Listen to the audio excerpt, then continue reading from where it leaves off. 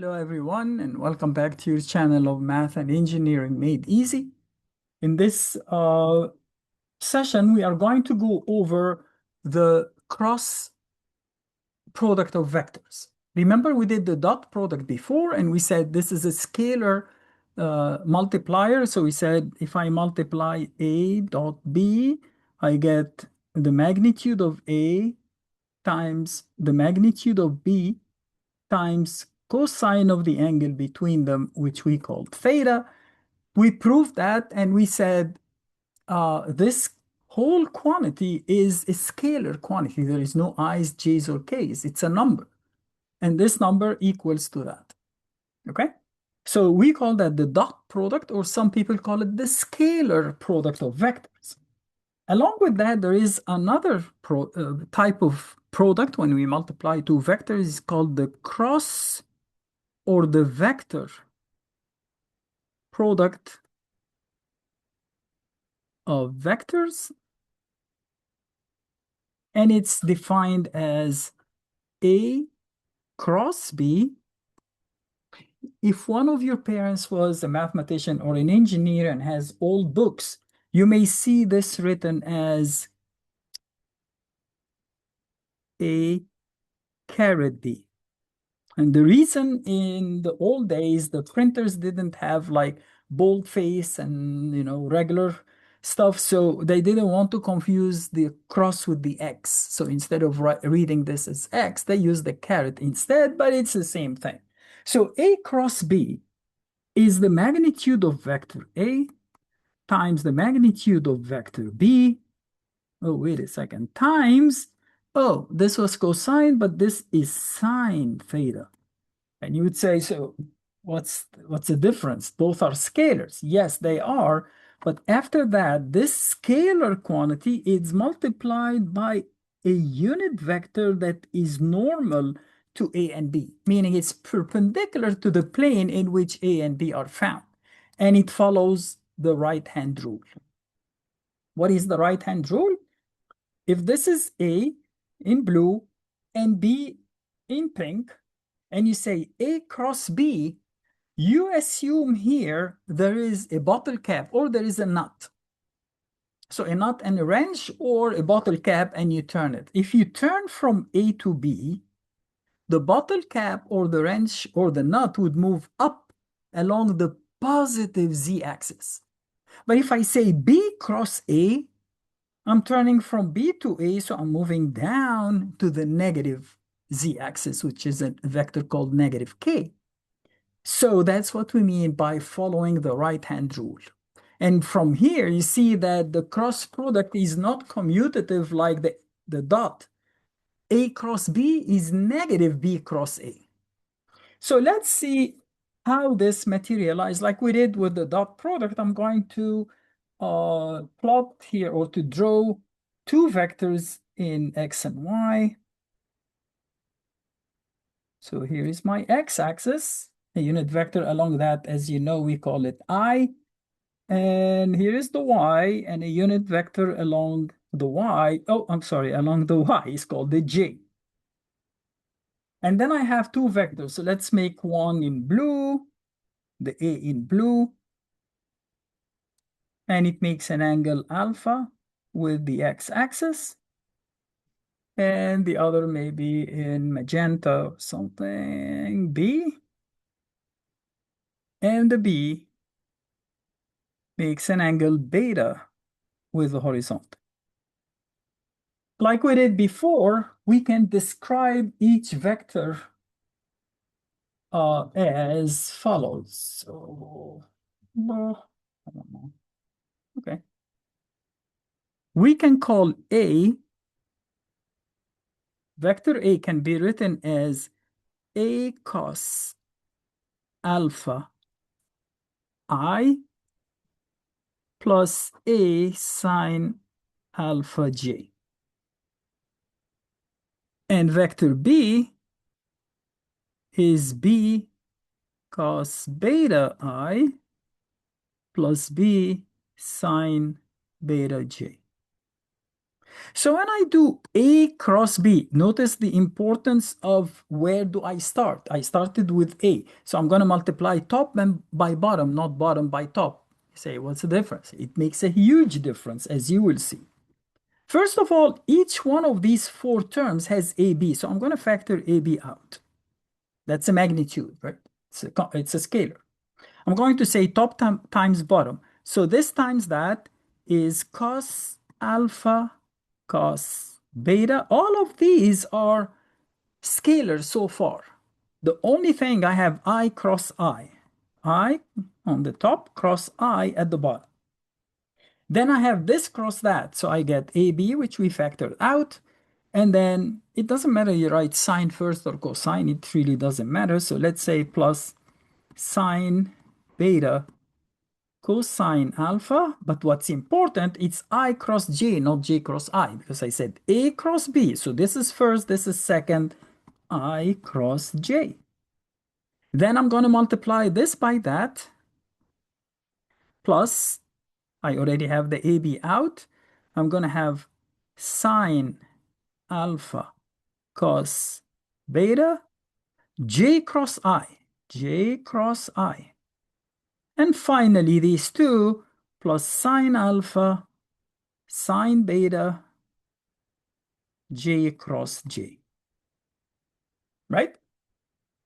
Now, we should realize that I cross I, or J cross J, or K cross K, according to this definition, is the magnitude of the first, I or J or K, it doesn't matter, it's 1, times the magnitude of the second, which is also 1, times the sine of the angle between I and I, or J and J, or K and K. They are on the same line, so the angle between them is 0.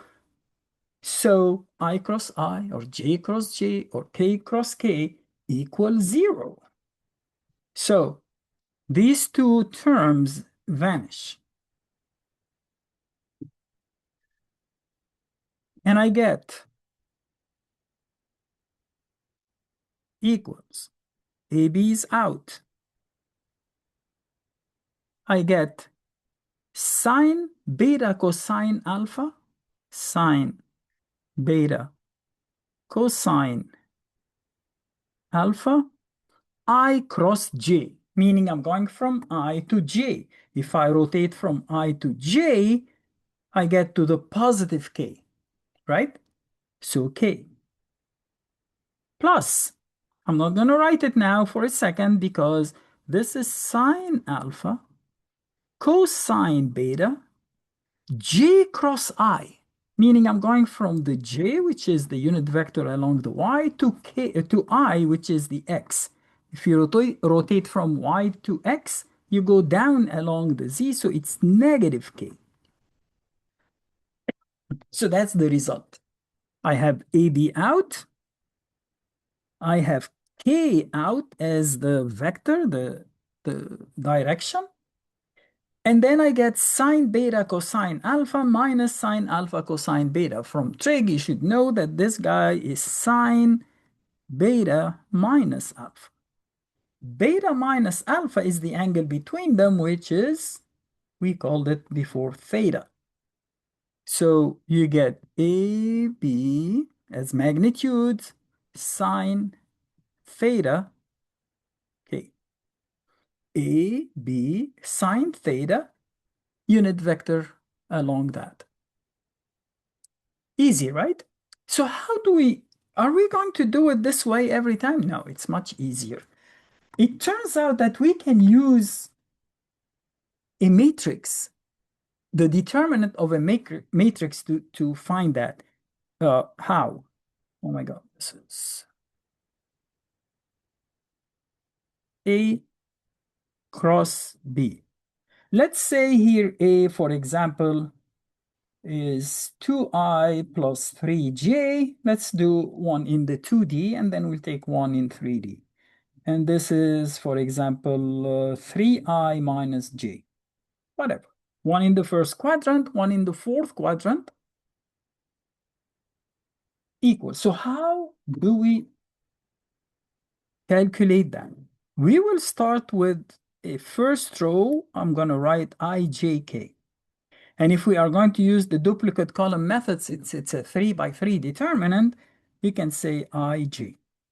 And then you enter the coordinates of A, which are 2, 3, 0, 2, 3, and the coordinates of B, which are 3, negative 1, 0, 3, negative 1. And you say that equals, you open a bracket with two pairs of parentheses in between, like that. You go along the main diagonal, you get 0i plus 0j. We knew that, remember? We only had k as the answer. So 0i plus 0j minus 2k, negative 2k, minus 0i, 0j, positive 9k.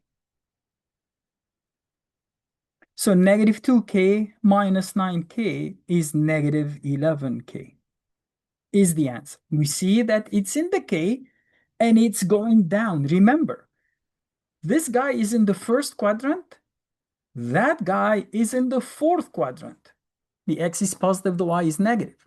And you rotate from this to that, meaning you are tightening the nut or the bottle cap. So you are moving down along the k, so that's why it's negative.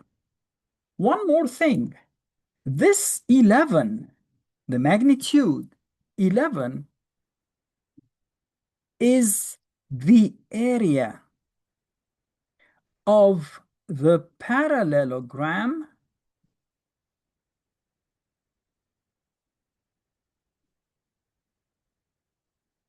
in which A and B are two adjacent sides. Or it's twice the area of the triangle formed by A and B, or in which A and B are two sides. Okay, remember how we calculate the area of a triangle, and you would understand this. Okay, so that's basically was the cross product. Let's take another example, say in 3D.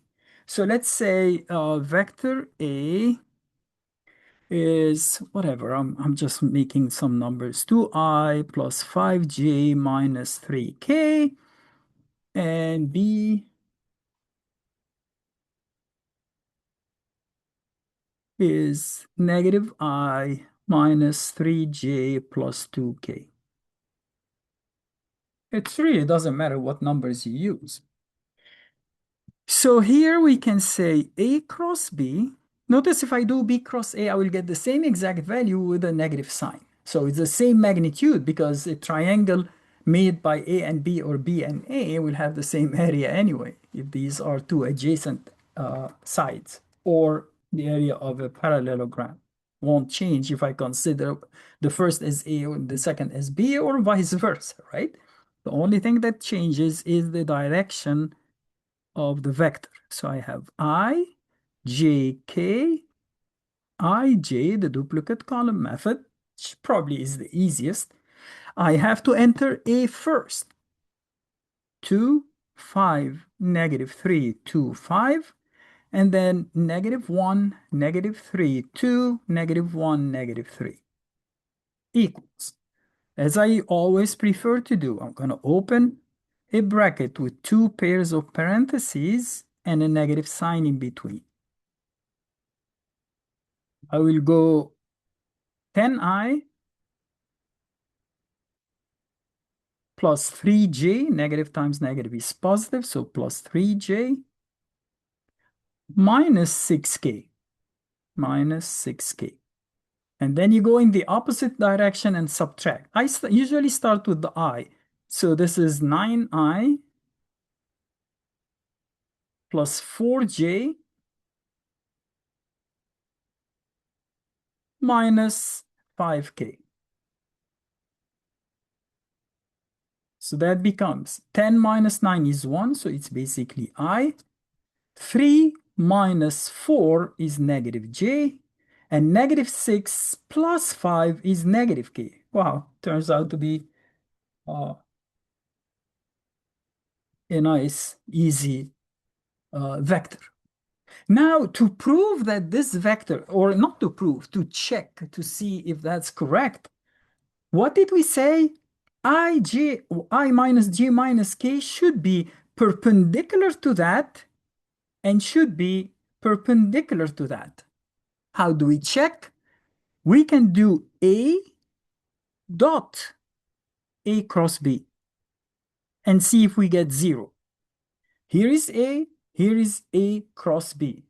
2I dot I is 2.